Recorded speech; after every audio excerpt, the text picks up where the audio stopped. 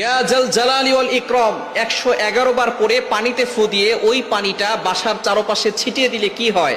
আমরা অনেকেই কিন্তু ঘরের ভিতরে বরকত চাই।